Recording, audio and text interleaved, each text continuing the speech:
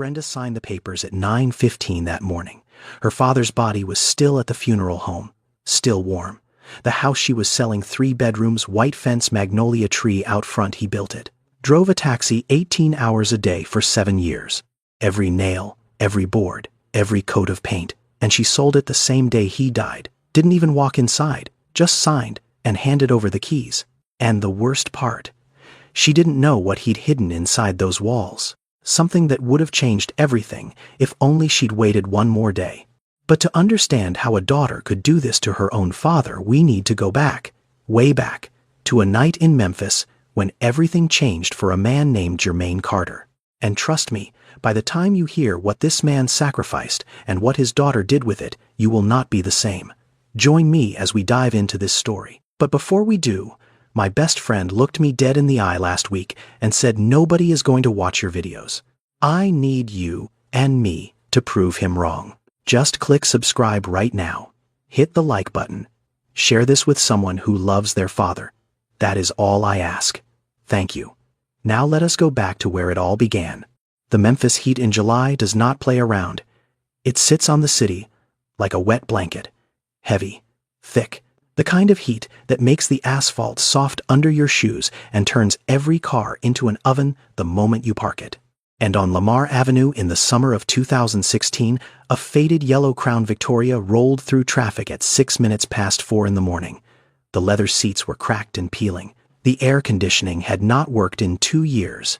A small photo of a girl, maybe 9 or 10 years old, was clipped to the sun visor with a rubber band, and behind the wheel sat Jermaine Carter, 49 years old, 5'11", hands rough like sandpaper from 23 years of gripping that steering wheel. He had deep lines around his eyes, not from laughing, from squinting through windshields at 3 in the morning when the streetlights barely worked. Jermaine drove for Delta Cab, a small company out of South Memphis that ran 8 cars total. The pay was simple. You kept 60% of the meter. The rest went to the company. On a good day, Jermaine cleared about $150. On a bad day, maybe $80.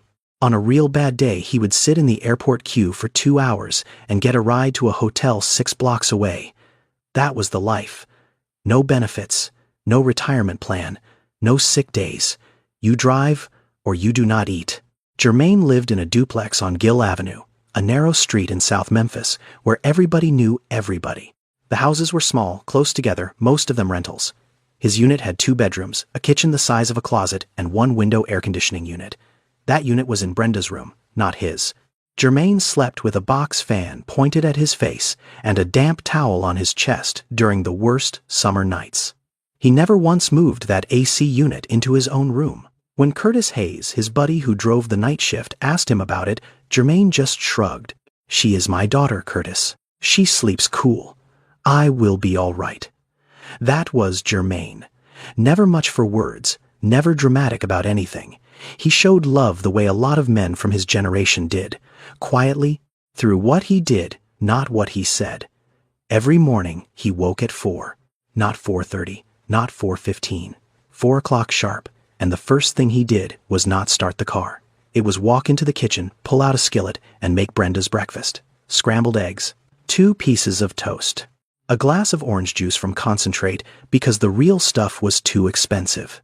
He would set it on the table, wrap it in foil if she was not up yet, and tuck a $5 bill into the front pocket of her backpack for lunch, every single day. Then he would grab his keys, lock the door quietly, and walk out into the dark. Curtis would already be on the radio. "Jay, you up, I am up. Lamar or the airport, Lamar first. Airport after 7.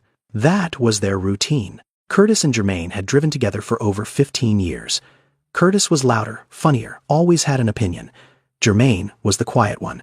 But Curtis understood him better than anyone. "You know what I respect about you, Jay Curtis," said one morning over the radio.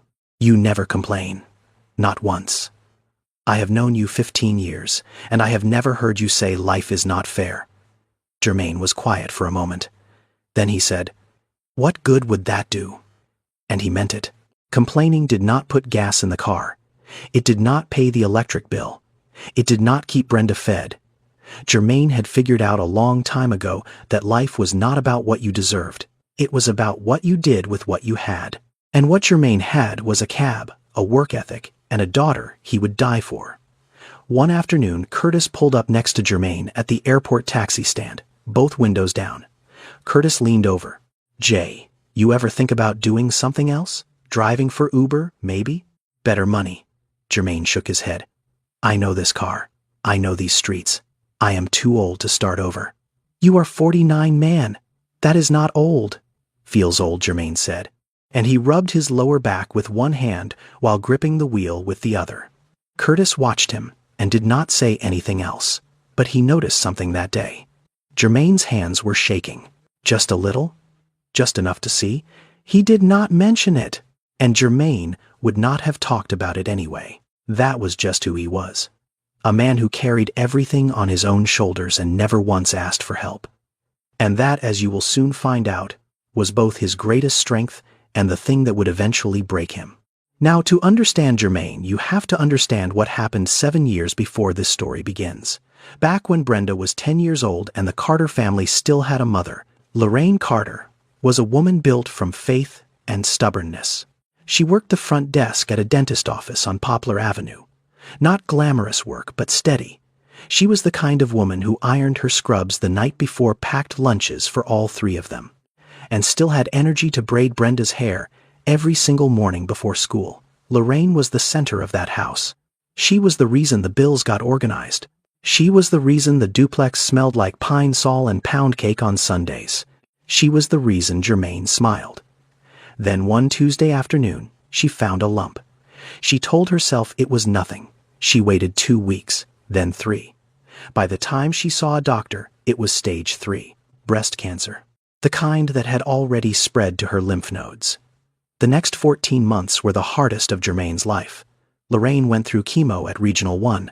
The treatments made her thin, made her tired, made her hair fall out in clumps on the pillow. But every morning, no matter how sick she felt, she got up and braided Brenda's hair. Her fingers would shake. Sometimes she had to stop halfway and catch her breath. But she finished, every time. Brenda would sit on the floor between her mother's knees, quiet, feeling those fingers move through her hair, not fully understanding that those mornings were numbered. Germain did what he knew how to do. He drove more. He picked up night shifts on top of his day shifts. He would come home at midnight, check on Lorraine, eat cold leftovers, standing at the kitchen counter, and sleep for 4 hours before doing it all again. When the medical bills got too high, he sold his watch, then his tools. Then, one night, he took off his wedding ring, looked at it for a long time, and drove it to a pawn shop on Elvis Presley Boulevard. He got $240 for it, just enough to cover 1 month of medication. Lorraine noticed the bare finger the next morning. She did not say a word. She just took his hand and held it. On a Thursday night in October, 14 months after the diagnosis, the hospice nurse told Germain it would be soon. Maybe tonight, maybe tomorrow. He sent Brenda to Thelma's house next door. Then he pulled a chair up to the bed and sat. Lorraine was thin, so thin, but her eyes were clear. She looked at him and spoke slowly. "Germain, I am here. Promise me one thing, anything. Build her a home. Not just a house, a home. Somewhere she will always feel safe. Somewhere she knows she is loved. Even when I am not there." Germain squeezed her hand. "I promise you, Lorraine. I promise." She smiled. A small smile. Then she closed her eyes. She passed at 2:17 in the morning. Germain was still holding her hand. The next day, Brenda came home from Thelma's. She walked into the bedroom and saw the empty bed. The sheets had been changed. The room smelled like cleaning spray. But the braiding comb was still on the nightstand. Brenda picked it up and held it against her chest. Then she looked at her father standing in the doorway, and she ran to him. She buried her face in his shirt and sobbed. "I will never leave you, Daddy. I promise. I will never leave you." Germain held his daughter one hand on the back of her head and stared at the wall. He did not cry. Not because he was not breaking, but because he knew if he started, he might not stop. Germain kept that promise in his heart for the next 18 years. He never remarried. He never complained. He just drove. The years after Lorraine passed were quiet, not peaceful, just quiet. The kind of quiet that fills a house when someone who used to sing in the kitchen is not there anymore. Jermaine did his best. And his best was clumsy sometimes, awkward, but it was constant. When Brenda turned 12, her hair started to matter. The other girls at school had neat braids, twists edges, laid down smooth. Brenda came home one day and did not say anything, but Jermaine noticed she was wearing a hoodie pulled tight over her head. That night, after she went to sleep, Jermaine sat at the kitchen table with his phone propped against a sugar jar, watching a YouTube video on how to do box braids. His hands were too big, his fingers too stiff. The first attempt looked like a mess, but he tried again the next night. And the night after that. By the end of the month, he could do a decent set of braids. Not salon quality, but enough that Brenda stopped wearing the hoodie. She never told him thank you. She did not have to. He saw it in the way she looked at herself in the mirror before school. That was enough. When Brenda was 14, she needed a dress for her school dance. Jermaine drove her to a shop on Winchester Road. He sat in the car for 2 hours in his work clothes, the taxi parked right out front. When she came out holding a pink dress in a plastic bag, she was smiling so wide he could see it from the parking lot. "You like it?" he asked. "I love it, Daddy." Then it was worth the wait. He did not mention that the dress cost him 2 full days of driving. She did not need to know that. Every semester, Jermaine went to parent-teacher conferences. He was always the only man in the room. He sat in chairs built for children, his long legs folded under tiny desks, and asked questions that surprised the teachers. Is she turning in her homework on time? Does she participate in class, or just sit quiet? Is she hanging around the right kids? The teachers liked him. They could see he was trying. And in a school where most kids did not have a father who showed up at all, Jermaine Carter was there every single time. But he could not do everything alone. That is where Thelma Banks came in. Thelma lived in the other half of the duplex. She was 71 years old, retired from the post office, and had raised 4 kids and 7 grandchildren. She had a voice that carried through walls and an opinion about everything. When Brenda was 13 and got her first period, it was Thelma who sat her down and explained what was happening. Jermaine had tried. He had bought pads from the store, left them on her bed with a handwritten note that said, "Thelma will talk to you about this." Thelma laughed about that note for years. That man drove through thunderstorms at 3 a.m, but could not have a conversation about menstruation. Lord have mercy. But she said it with love, because she knew what Jermaine was. He was a good man doing an impossible job. And he never once made it about himself. Things were good. Not easy, but good. Until Brenda started high school. Something shifted.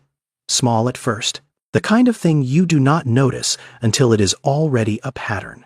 Brenda stopped riding in the taxi with her father to school. She said she preferred the bus. Then she stopped mentioning him to her friends. One afternoon, Jermaine was picking her up from a friend's house and heard Brenda's voice through the screen door. "What does your dad do?" her friend asked. There was a pause. A pause that lasted just a beat too long. "He is in transportation," Brenda said. Not a lie, but not the truth either. Jermaine sat in the car and heard it. He did not react, did not say a word on the drive home. But that evening, Curtis found him sitting in the Crown Victoria in the driveway. Engine off, lights off, just sitting there, staring at nothing. "Jay, you good?" "I am fine." "Curtis, you do not look fine." I said, "I am fine." Curtis let it go, but he stood on the sidewalk for a long moment after Jermaine went inside, and he shook his head, because he knew Jermaine Carter was not the kind of man who sat in the dark for no reason. Something was starting to crack, and it was not the car. It was a Tuesday night in March when the idea took hold. Brenda was 20 years old, enrolled at Southwest Tennessee Community College, studying part-time. She was doing okay. Not great, not terrible, just okay. And Jermaine was sitting at the kitchen table after a 14-hour shift eating leftover rice and beans when he looked around the duplex and something hit him. The ceiling had a water stain shaped like a fist. The linoleum in the kitchen was peeling at the corners. The front door did not lock right unless you lifted it and pushed at the same time. This was not a home. This was a place they survived in, and he had promised Lorraine something better. That night, after Brenda went to sleep, Jermaine sat at that same kitchen table with a calculator, a pencil, and a yellow legal pad. He wrote a number at the top of the page. $85,000. That was what a small 3-bedroom house cost in Whitehaven, a quiet neighborhood on the south side of Memphis. Working class, mostly black families, good schools, a church on every other corner. It was the kind of place where Lorraine would have wanted Brenda to grow up. $85,000. Jermaine stared at that number for a long time. On a good day, he brought home about $150 to $200. After gas, car maintenance, food, rent, utilities, and Brenda's expenses, he could save maybe $40 to $60 a day. If he pushed it, if he cut everything else out, he did the math. At that rate, saving every dollar he could, it would take him roughly 7 years. 7 years of driving. 7 years of grinding. 7 years of not buying anything for himself. He wrote 3 words at the bottom of the page. I can do this. The next morning, Jermaine bought a small composition notebook from the dollar store. Black cover. White label on the front. He wrote on that label in careful block letters, for Brenda's house. Promise to Lorraine. And from that day forward, every single night, no matter how tired he was, Jermaine sat at the kitchen table and recorded the day. The date. How many hours he drove. How much he earned. How much he saved. The running total. Every page was the same. Neat columns, no wasted space. Like a man building a house 1 brick at a time on paper before he ever laid a real one. And here's where the schedule changed. Before the notebook, Jermaine drove 12 to 14 hours a day. After the notebook, he drove 18. His alarm went off at 3:30 in the morning. By 4, he was on the road. He would drive straight through breakfast. Lunch was whatever he could eat with one hand while the other stayed on the wheel. A gas station sandwich, a bag of chips, sometimes just a bottle of water and nothing else until dinner. He drove through the morning rush. He drove through the dead hours in the middle of the day when most cabbies parked and waited. He drove through the evening rush. He drove past sunset, past the time when the streets got quiet, and the only passengers were people coming out of bars or leaving late shifts at the hospital. He would pull into the driveway at 10 o'clock at night, sometimes later. His lower back would be locked up so tight he had to sit in the car for a full minute before he could stand. His right ankle swelled from pressing the gas pedal all day. His neck made a sound like dry wood cracking when he turned it. And his eyes burned, especially on night drives when the headlights from oncoming traffic felt like needles. Now, this is something worth knowing. In the United States, taxi drivers and rideshare workers have some of the highest rates of heart disease, type 2 diabetes, and chronic back pain of any profession. The reasons are simple. You sit for 18 hours. You eat whatever is fast and cheap. You sleep 5 hours or less, and you do it day after day after day for years. That was Jermaine's life now. He never saw a doctor, could not afford to miss a day. Every day off was money not saved. Every dollar not saved was one more day his daughter did not have a home, so he drove. Curtis noticed the change.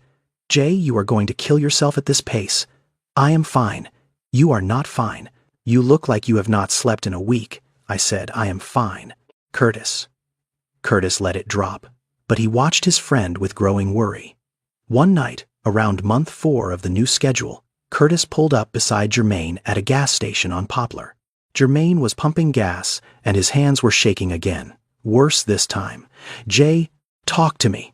What is going on? Why are you doing this? Jermaine looked at him, thought about it. Then, for the first time, he told someone. I am building Brenda a house. Curtis stared at him. You are what? A house. In Whitehaven. I did the math. If I drive 18 hours a day for 7 years, I can do it. 7 years. That is the plan. Curtis was quiet for a long time. Then he shook his head. Not in disagreement. In disbelief. You are the craziest man I know, Jermaine Carter. Jermaine almost smiled. Almost. Do not tell anyone. Especially not Brenda. I want it to be a surprise. I want to see her face when she walks through that front door for the first time. Curtis looked at his friend. Shaking hands, swollen ankles, dark circles carved deep under his eyes, and he made a decision right there. All right, your secret is safe with me. But Jay, please eat something tonight. Something real. I will. He did not. He went home, ate cold, Rice wrote in the notebook and set his alarm for 3:30. The number at the bottom of the page read $4,218, 75 more months to go. 2 years into the plan, Brenda dropped out of community college. She did not tell Jermaine right away. He found out 3 weeks later when he called to ask about her grades, and she went quiet on the other end of the line. "I am taking a break, Daddy. School is not for me right now." Jermaine closed his eyes. He did not argue. He had learned a long time ago that you could not force Brenda to do something she did not want to do. She had her mother's stubbornness. "What are you going to do?" he asked. "I got a job at a salon. Keisha's cousin runs it. The tips are good." "Okay, baby girl. Just be smart with your money." "I will, Daddy." She was 22 now, living in an apartment off Summer Avenue with a roommate she had met through the salon. The place was small and the rent was steep, but Brenda liked having her own space. And slowly, without either of them noticing at first, the distance grew.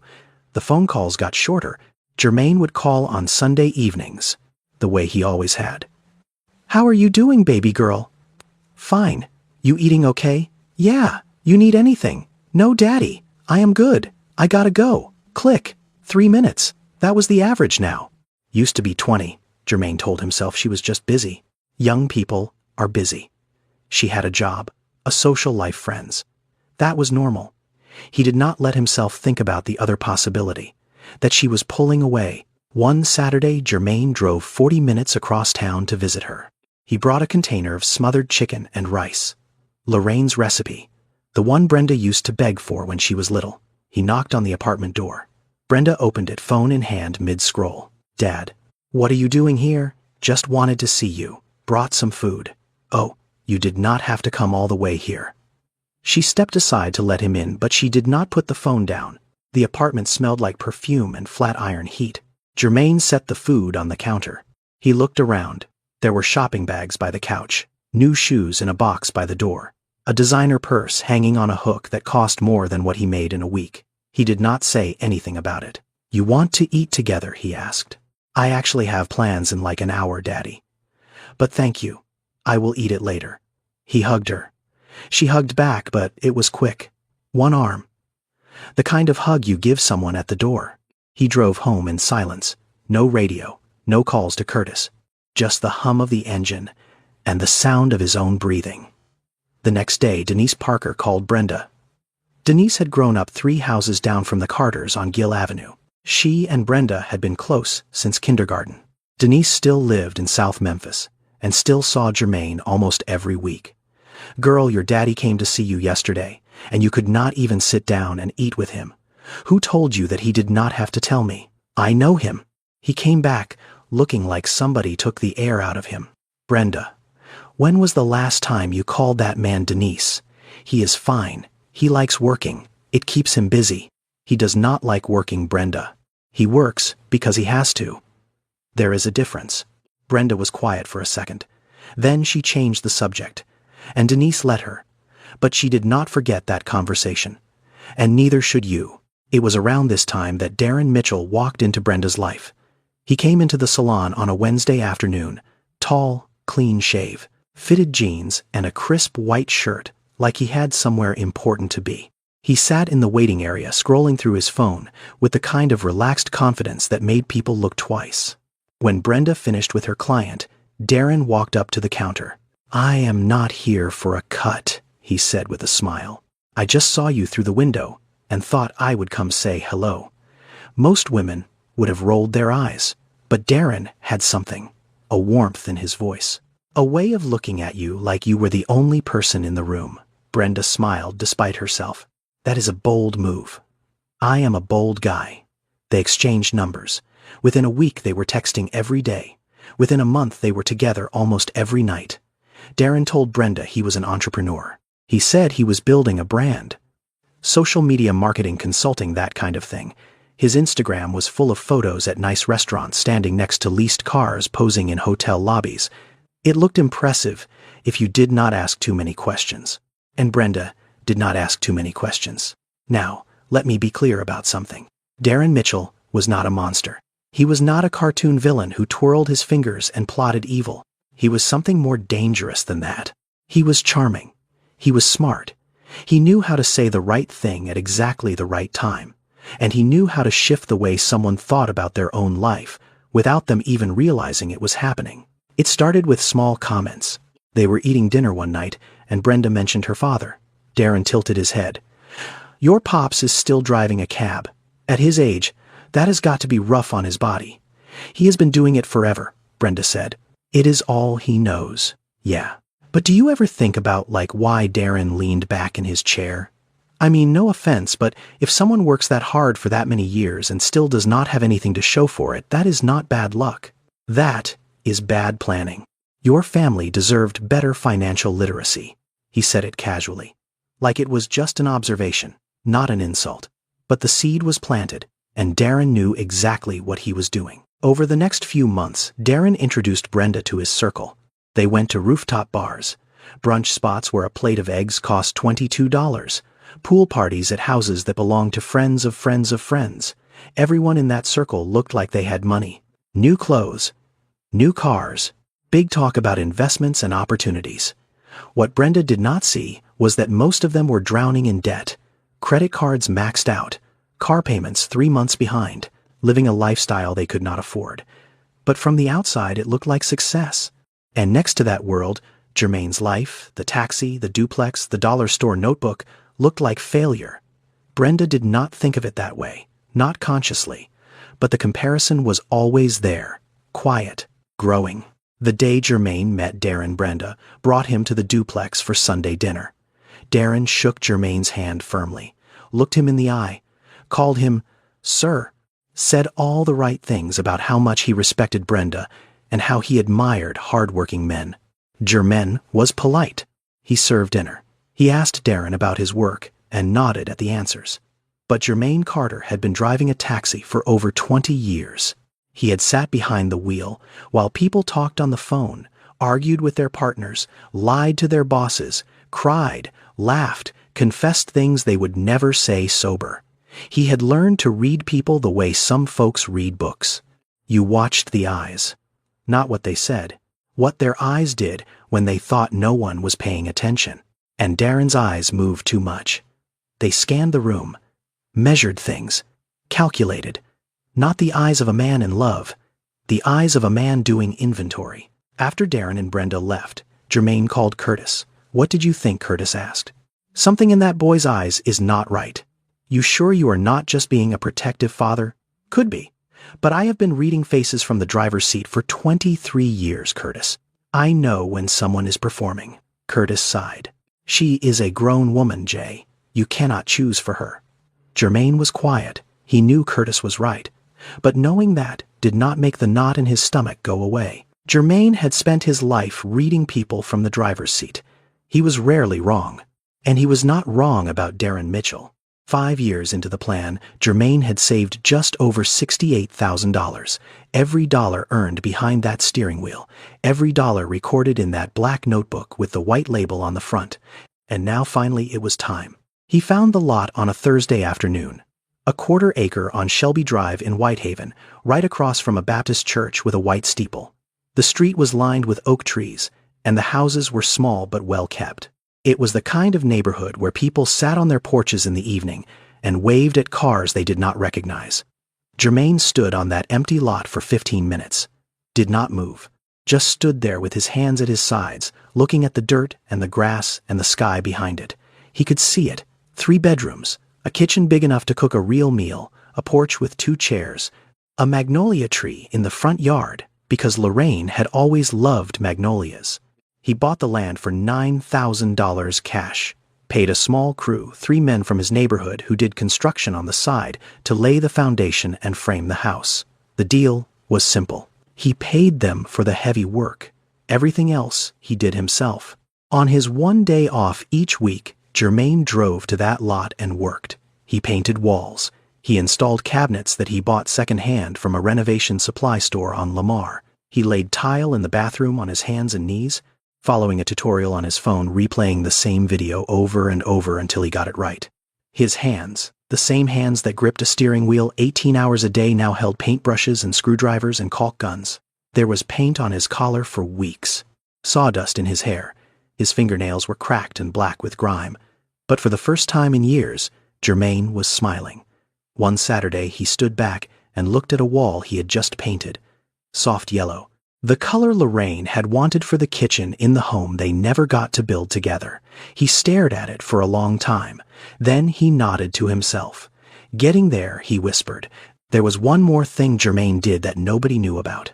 Not Curtis. Not Thelma. Not a single soul. On a Sunday evening after the drywall in the attic was finished, Jermaine climbed up with a small wooden box. He placed it behind the insulation, deep in the corner, where no one would find it unless they knew to look. He stood there for a moment, looked at the box, nodded. Then he sealed the wall shut and climbed back down. He never told anyone what was inside. The weeks turned into months. The house grew, walls went up, a roof went on, windows were installed. Jermaine planted a magnolia tree in the front yard, just a sapling, thin and young, but it would grow. One afternoon, Thelma Banks drove out to see the progress. She had not been there in weeks, and when she pulled up and saw the house standing there small and neat, with its white fence and yellow trim, she put her hand over her mouth. She sat in the car for a full minute before she could get out. "Jermaine," she said, walking up to him. Her voice cracked. "Lorraine would be so proud of you." Jermaine wiped his forehead with the back of his hand. Sawdust fell from his sleeve. "It ain't done yet," he said. Year 6. Jermaine was 55 years old, and his body was talking to him in ways he could no longer ignore. It started with the cough, a dry, persistent cough that showed up in the middle of the night and would not leave. He told himself it was dust from the construction. Then it was the weight loss, 15 pounds in 3 months without trying. His shirts hung loose on his frame. His belt needed a new hole punched in it. Then it was the chest pain. Not all the time. Just when he drove late at night, when the fatigue settled deep into his bones and his heart had to work harder to keep up, it would start as a tightness, like someone pressing a fist into his sternum. Then it would spread to his left arm. Then his jaw. He would grip the steering wheel, breathe slow, and wait for it to pass. It always passed, so he kept driving. He did not see a doctor, could not afford the time, could not afford the money, and could not afford anyone telling him to stop. The house was almost done. He was so close. 6 years of his life were in that notebook. 6 years of 4 o'clock mornings and 10 o'clock nights.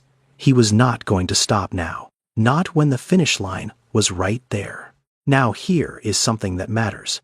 According to the CDC, black men in America die from heart disease at a rate more than 30% higher than the national average. Part of it is genetics, but a bigger part is this: not going to the doctor, not having health insurance, and a culture that tells men, especially black men, to tough it out, to push through, to keep working no matter what. Jermaine was the definition of that culture, and it was killing him. Curtis saw it first. It was a Thursday night, about 11 o'clock. Curtis was driving back from the airport when he spotted the Crown Victoria pulled over on the shoulder of Airways Boulevard. Hazard lights on, engine running. He pulled up behind it and got out. Through the driver's side window, he could see Jermaine hunched forward, both hands on the steering wheel, forehead resting on his knuckles. His face was covered in sweat. His breathing was shallow and fast. Curtis opened the door. Jay, talk to me." Jermaine looked up. His eyes were glassy. "I am fine. Just give me a minute. You are not fine. Look at you. You can barely breathe. It is just the heat. I forgot to drink water today. Jermaine." Curtis crouched beside the car. His voice was low and serious. "Brother, you need to see a doctor. This is not normal." Jermaine shook his head slowly. "The house is almost done, Curtis. I just need a few more months. A few more months and it is finished. Then I will rest. What good is that house if you are dead?" The question hung in the air. Jermaine closed his eyes. "Just a few more months," he whispered. Curtis stood there on the side of that dark road and looked at his friend, a man who had given everything he had for a promise he made to his dying wife, a man whose body was breaking down one organ at a time, and there was nothing Curtis could do but watch.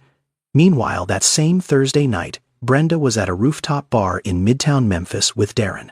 She posted a photo on Instagram. Her and Darren, glasses raised, city lights behind them. The caption read, "Living our best life. She did not call her father that week, or the week after. One night, in late September, Germain had the worst episode yet. The pain hit at 2 in the morning. He was sitting at the kitchen table writing in the notebook when it came on like a wave. Not just tightness this time. Real pain, sharp and deep like something tearing inside his chest. He grabbed the edge of the table and held on. His vision blurred. His left arm went numb. For a full minute he thought this was it. This was how it ended. At a kitchen table in a duplex on Gill Avenue. Alone. But the pain eased. Slowly. Like a fist unclenching. He sat there for a long time breathing. Waiting. Making sure. Then he did something he had never done before. He pulled out a sheet of paper and began to write. Not numbers this time. Words. He wrote slowly, carefully, stopping every few lines to think.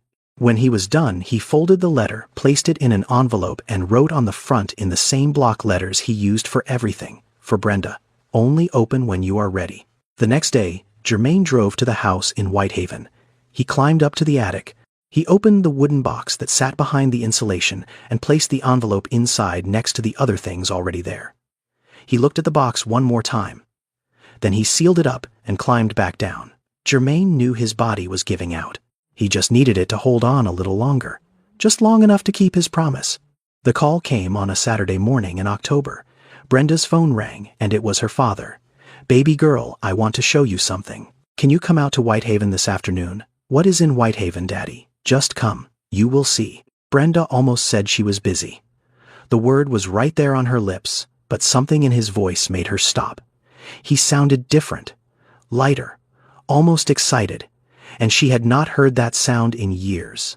"Okay, Daddy, I will be there." She showed up at 2 o'clock. Darren was with her. He had insisted on coming even though Germain had not invited him.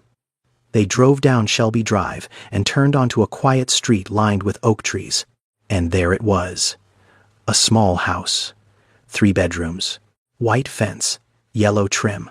A magnolia tree in the front yard, taller now, its leaves catching the afternoon sun. Germain was standing on the porch. He wore clean clothes. He had shaved. And he was holding something in his hand. A single key on a plain metal ring. Brenda got out of the car and walked up the path. She looked at the house, then at her father, then at the house again. "Daddy, what is this?" Germain held out the key. His hand was shaking, not from the cold, not from fear. From 7 years of waiting for this exact moment. "Your mama asked me to build you a home," he said. "It took me a while, but here it is, baby girl." Brenda took the key. She looked at it in her palm. Then she looked up at her father. And for the first time in a very long time, the walls came down. Her face crumpled. Tears spilled down her cheeks. She stepped forward and threw her arms around him. "Daddy, I cannot believe you did this." "Believe it," Germain said softly. "Every bit of it is yours." Behind them, Thelma was standing on the sidewalk, both hands over her mouth, crying quietly. Curtis was there too, arms folded, nodding his jaw tight with emotion. Pastor Elijah Coleman from the church across the street had walked over. He put his hand on Germain's shoulder and said, "Well done, brother, well done," and Germain cried. For the first time in this entire story, Germain Carter cried. Not loud. No sound at all, really. Just tears rolling down his face, while his daughter held him on the porch of the house he built with his own 2 hands. But there was someone else watching. Darren stood by the car. He had not moved. His eyes were not on the family. They were on the house, scanning the roofline, the lot size, the neighborhood. Darren looked at that house the way a man looks at a car he is about to flip. Not with love, with calculation. 3 months after the day he handed Brenda that key, Germain was still driving. But the schedule was different now. 10 hours a day instead of 18. Not by choice. His body simply could not do more. The cough was constant. He kept a handkerchief in his shirt pocket, and some days when the coughing fits hit hard, there was blood on the cloth. He folded it quickly and tucked it back in before anyone could see. He had lost more weight. His pants needed a belt on the tightest notch. And some mornings when he got out of bed, the room spun for a few seconds before it settled. He still wrote in the notebook every night. But now the entries were shorter. Just the date and the amount. No more running totals. The house was done. The promise was kept. The notebook was almost full. On a Wednesday evening, Jermaine picked up his phone and called Brenda. It rang 4 times. "Hey, Daddy. Hey, baby girl. I was thinking maybe we could have dinner this weekend. I could cook Lorraine's smothered chicken. Like we used to." There was a pause. He could hear Darren's voice in the background. Music playing. "This weekend is not great, Daddy. Darren and I have plans. Can I call you back and we will figure something out?" "Sure, baby girl. No rush." "Okay. Love you." "I love you too, Brenda." She did not call back. Not that night. Not the next day. Not the day after that. Jermaine did not call again. He did not want to be a burden. On a Thursday night 2 weeks later, it rained in Memphis. The kind of cold November rain that comes sideways and turns the streets into mirrors. Jermaine was finishing his last ride of the night. His passenger was a young woman, maybe 25, sitting in the back seat, holding a toddler wrapped in a blanket. The child was coughing. The woman looked exhausted and scared. "Regional 1, please," she said. "The emergency room." Jermaine drove. When they arrived at the hospital, the woman reached into her purse and pulled out a handful of crumpled bills. She counted them twice. Her face fell. "Sir, I am so sorry. I only have $6. I thought I had more." Jermaine reached over and turned off the meter. "Do not worry about it, ma'am. Just take care of that baby." The woman looked at him, her eyes filled with tears.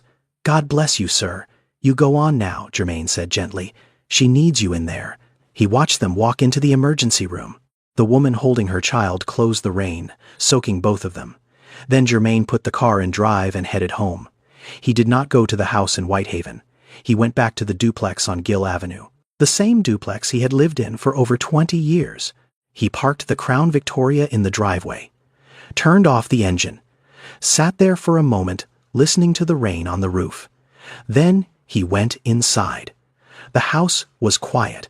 The kitchen light was on the way he always left it. The notebook was on the table.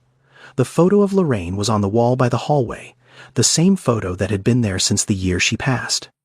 Jermaine sat down in his armchair, the one with the worn spot on the left armrest where his elbow always rested. He looked at Lorraine's photo for a long time. Then he smiled. A real smile. Peaceful. "I kept my promise, Lorraine," he said softly.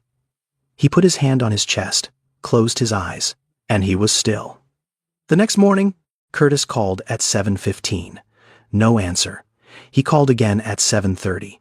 Nothing. By 8 o'clock, Curtis was at the door. He knocked, waited, knocked again. Then he used the spare key Jermaine had given him years ago. He found him in the armchair, peaceful, eyes closed, a faint smile still on his face.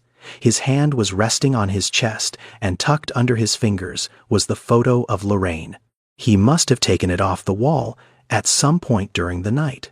Curtis stood in the doorway for a long time. He did not move. He did not make a sound. Then he sat down on the couch, across from his friend, and just stayed there, because there was nothing left to do, and there was nowhere else to be. Jermaine Carter died the way he lived, quietly, without bothering anyone, sitting in the same chair he had sat in every night for 20 years. The funeral was held on a Tuesday at Mount Olive Baptist Church on Shelby Drive, the same church across the street from the house Jermaine built. Pastor Elijah officiated. Curtis organized everything: the flowers, the program, the burial plot at Memorial Park. He paid for most of it out of his own pocket because Jermaine had no savings left. Every dollar had gone into the house. The church was full. Neighbors from Gill Avenue, other cab drivers from Delta, the woman who ran the corner store where Jermaine bought his groceries. Thelma sat in the front row, clutching a handkerchief, her shoulders shaking. Curtis sat next to her, stoic, jaw tight, eyes red. Brenda arrived 20 minutes late. She walked in through the side door, wearing a black dress and sunglasses. Darren was beside her, his hand on the small of her back. She sat in the second row, not the first. She did not cry during the service. Her face was still. Her eyes were dry behind those sunglasses. Curtis noticed. Thelma noticed. Everyone noticed. After the burial people gathered at Thelma's house, Brenda did not stay long. She hugged a few people, accepted condolences with a nod, and left within the hour. Darren drove. 48 hours later, Brenda was sitting on the couch in her apartment when Darren brought it up. So, the house. What about it, babe? I have been thinking.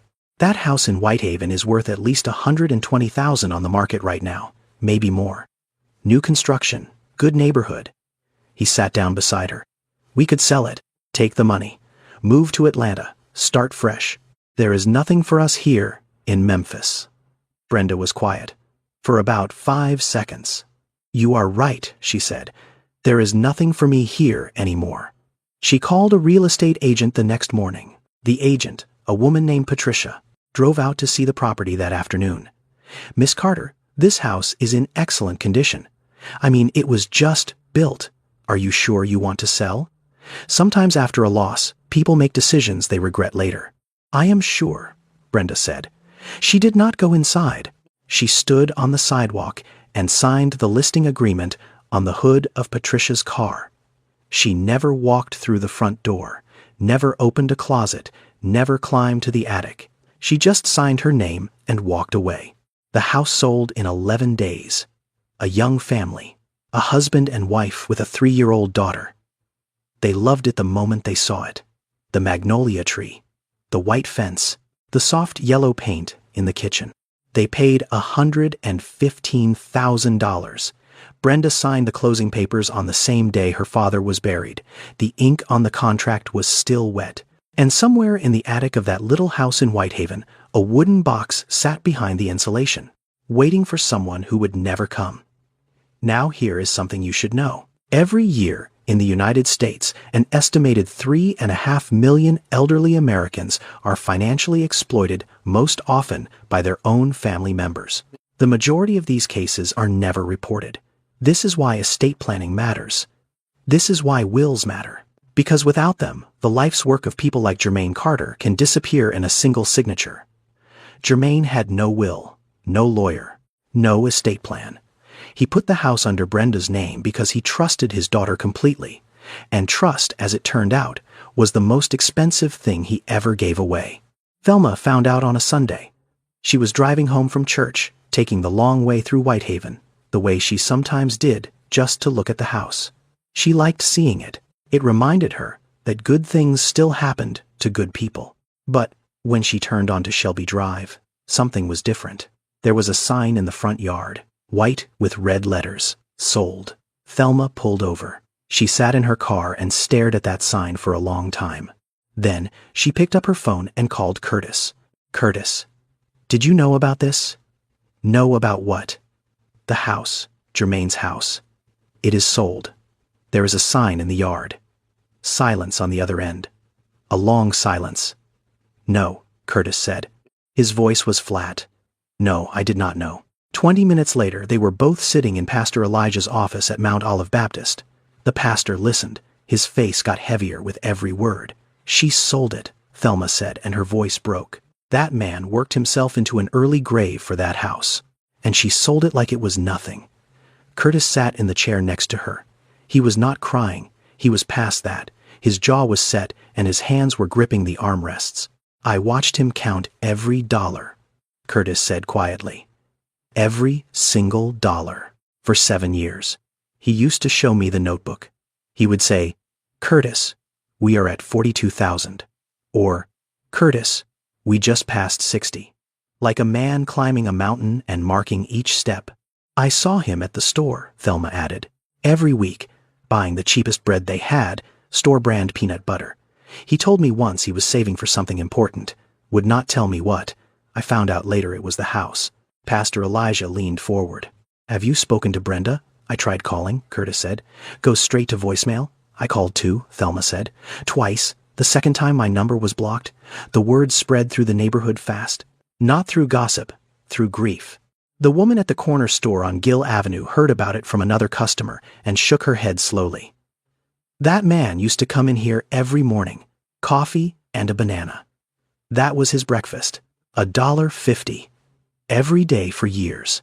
He never bought anything extra. Not once. A cab driver at Delta, who had worked with Jermaine for 15 years, heard about it at the dispatch office. He took off his cap and held it against his chest. Jay was the best of us, he said. Drove more hours than any man I know. Never complained. Never called in sick. and his daughter sold his house before the dirt on his grave had time to settle. At the barber shop on Lamar, a man who had gone to high school with Jermaine sat in the chair and stared at the floor. He used to talk about that girl like she was made of gold. Everything he did was for her. Everything. Pastor Elijah tried one more time. He called Brenda from the church phone, thinking she might not recognize the number. It rang 3 times. Then a voice. "Hello, Brenda, this is Pastor Elijah Coleman from Mount Olive Baptist Church in Memphis. I was your father's pastor. I need to talk to you about something important." There was a pause. "I appreciate you calling, Pastor, but I am really busy right now. Can I call you back, Brenda? This is about the house your father built. There are things you need to know. I have already handled the house. Thank you for calling." Click.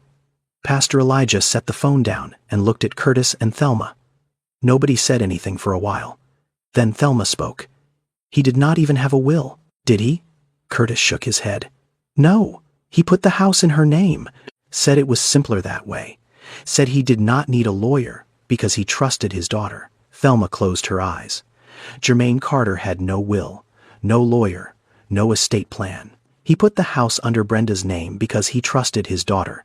And trust, as it turned out, was the most expensive thing he ever gave away. 3 weeks after the sale closed, the new family moved in. Their names were Andre and Monique Williams, both in their early 30s. They had a 3-year-old daughter named Zoe who ran through the empty rooms laughing the first time she saw the house. Andre was a maintenance supervisor at a hospital. Monique was a teacher's aide. They had saved for years to buy a home, and when they saw the listing on Shelby Drive, they knew it was the one. The magnolia tree, the white fence, the soft yellow kitchen that felt like sunshine even on a cloudy day. They loved it immediately. It was during the second week that Andre decided to check the attic. He wanted to add some extra insulation before winter. He climbed up through the access panel in the hallway ceiling and crawled across the plywood floor with a flashlight. The attic was clean, well built, clearly done with care. And then near the far corner, he saw something behind a section of insulation that looked like it had been placed differently from the rest. He pulled it back carefully. Behind it was a small wooden box, dark wood, simple, no lock. He brought it down the ladder and set it on the kitchen table. Monique came over. "What is that?" "Found it in the attic, behind the insulation. Someone put it there on purpose." Andre opened the lid. Inside were 4 things. The first was an envelope, white, sealed. On the front, in careful block letters, it said, "For Brenda. Only open when you are ready." The second was a small black notebook with a white label on the cover. "For Brenda's house. Promise to Lorraine." Monique picked up the notebook and opened it. The first page was dated 7 years earlier. It had 3 columns: date, amount earned, running total. She turned the pages slowly. Every single day was recorded. $143, $168, $97. Day after day after day. 7 years of entries. Every page filled in the same neat handwriting. She turned to the last page. The final total matched the cost of the house. And below the number in slightly larger letters the man had written, "Every dollar, Lorraine. I did not miss a single day." Monique put the notebook down. Her hands were trembling. The third item was a photograph. A family photo. A man, a woman, and a little girl, about 5 years old. They were in a park, all 3 of them smiling. The kind of smile people have when they do not know anyone is watching. The fourth item was a bank savings book, the kind banks used to give you with a paper record of deposits. It was in the name of Brenda Carter. The balance was $12,041. Andre and Monique sat at the kitchen table in silence. Monique was crying. Andre was reading the notebook again, turning the pages one at a time. "This man built this house," Andre said slowly, "with a taxi. He drove a taxi and saved every dollar and built this house by hand for his daughter. And she sold it," Monique whispered. "She sold it and never even came inside." Andre looked at the envelope. "For Brenda, only open when you are ready." They did not open it. It was not theirs to open. "We need to find his daughter," Andre said, "or someone who knew him." Monique picked up the photograph and turned it over. On the back, in that same handwriting, it read, Carter family, Overton Park, Brenda's 5th birthday. Below that was a note, if found, please contact Mount Olive Baptist Church, Shelby Drive, Memphis. The next morning, Andre drove to the church. Pastor Elijah was in his office. When Andre handed him the box and explained what they had found, the pastor held the notebook in both hands and could not speak for a long time. He finally looked up. I will keep this safe, he said, until she is ready. He placed the box in the bottom drawer of his desk, and there it sat, waiting. 6 months after the sale, Brenda Carter was sitting on the floor of an empty apartment in East Atlanta. The carpet was beige and stained. The walls were bare. The only furniture left was a mattress in the bedroom and a folding chair in the kitchen. Everything else was gone. Darren had taken it when he left. The couch, the television, the coffee table he said he paid for but probably did not, the kitchen set, even the shower curtain. He had sent one text message, 5 words. It is not working out. Take care. She called him. The number was disconnected. She called again from a different phone. Blocked. She searched his name on social media. His accounts were deactivated. Darren Mitchell was gone, as cleanly and completely as if he had never existed. And so was the money. The $115,000 from the sale of her father's house had lasted exactly 6 months. Darren had put $30,000 into a marketing startup that never launched. He leased a BMW. He rented an apartment in Buckhead that cost $3,200 a month. He bought clothes, took trips, ordered bottle service at clubs Brenda had never heard of. She let him handle the finances because he said he was good with money. He was good with money, good at spending other people's money. By the time he left, the bank account had $812 in it. Rent was due in 9 days. Brenda sat on that bare carpet with her back against the wall and her knees pulled up to her chest. The apartment was quiet. No music, no television, no voice on the other end of a phone call. Just the hum of the refrigerator and the sound of traffic outside. She looked down at her hands. They were soft, smooth, nails done. No calluses, no scars. And for the first time in years, she thought about her father's hands, the thick, rough skin on his palms, the cracks along his knuckles that never fully healed, the permanent stain of motor oil in the creases of his fingers, hands that gripped a steering wheel for 18 hours a day, hands that painted walls and installed cabinets and planted a magnolia tree in a yard that was supposed to be hers. She thought about the last time he called her, the dinner invitation she turned down, the call back she never made. She thought about the day she signed those papers on the hood of a car without ever walking through the front door, and then she remembered something, a voice, her own voice, 15 years old, standing in a doorway while a friend asked what her father did for a living. He is in transportation, not he drives a taxi, not he works harder than anyone I know, not he wakes up at 4 in the morning every single day so I can have lunch money. She had been ashamed of him. And the shame of that shame hit her now like a wall of water. She could not breathe. She sat there on that empty floor and cried. Not pretty crying. The kind where your whole body shakes and no sound comes out because the grief is too deep for noise. When she could finally speak, she picked up her phone and called the only person she could think of. It rang twice. Hello, Denise. It is Brenda. A long pause. I know who it is. Denise, I messed up. I messed up so bad. Another pause, longer this time. Then Denise spoke. Her voice was calm, not cold, but not warm either.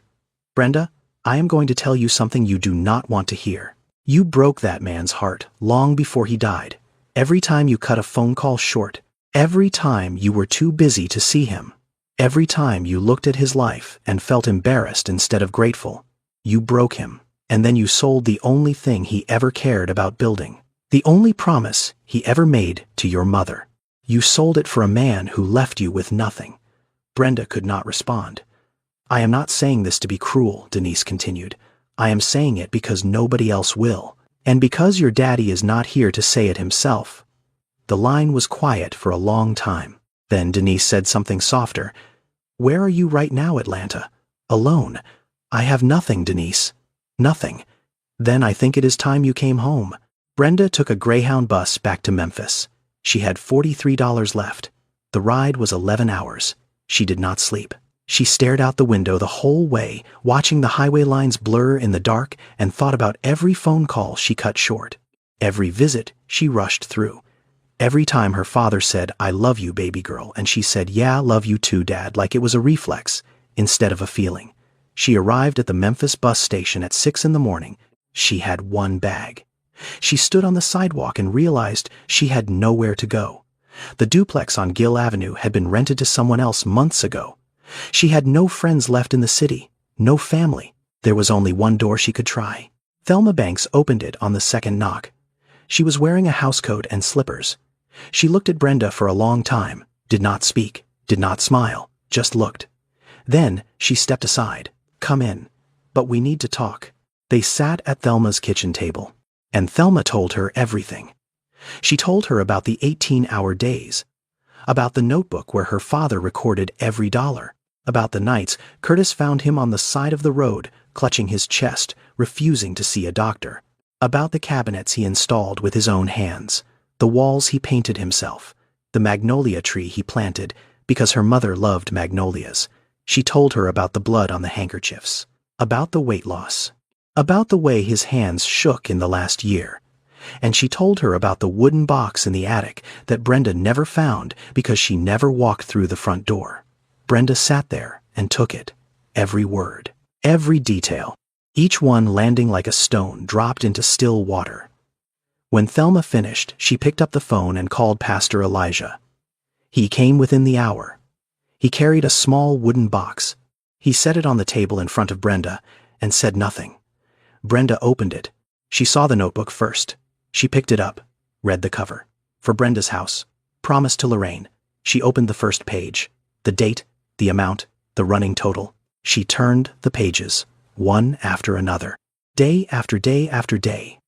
7 years of her father's life written in neat columns, every dollar accounted for. She reached the last page, the final number, and below it in his handwriting, "Every dollar, Lorraine. I did not miss a single day." Then she saw the photograph. Her family, Overton Park, her 5th birthday, all 3 of them smiling. She held it in both hands and stared at it until the image blurred. Then she opened the envelope. She unfolded the letter. And this is what it said. "Dear Brenda, if you are reading this, then I am probably gone and you have found your way back to this house. I want you to know something. I know you have been pulling away from me. I know you are embarrassed by what I do, and I do not blame you for that. I wanted more for you too.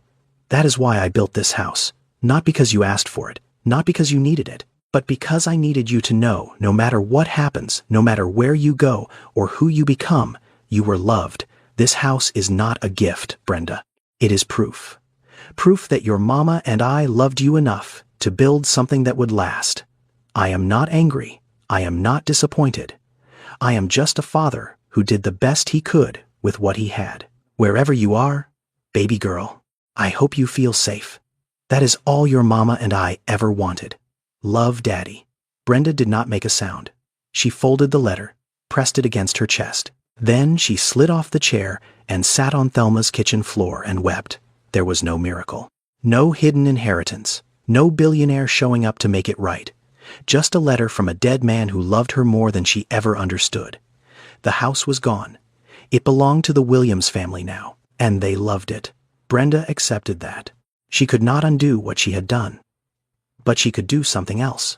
She applied for a job at the Memphis Workers Assistance Center, a nonprofit that helped taxi drivers, rideshare workers, and gig laborers access healthcare, financial planning, and legal aid. She started at the front desk, minimum wage. She took the bus to work every day, and every Saturday morning she drove to Memorial Park with a bunch of flowers and sat by her father's grave. She did not say much. Sometimes she just sat there. Sometimes she read to him from the notebook, one page at a time. She could not give her father back the house, but she could give other fathers what she wished she had given hers. Time, respect, and the dignity of being seen.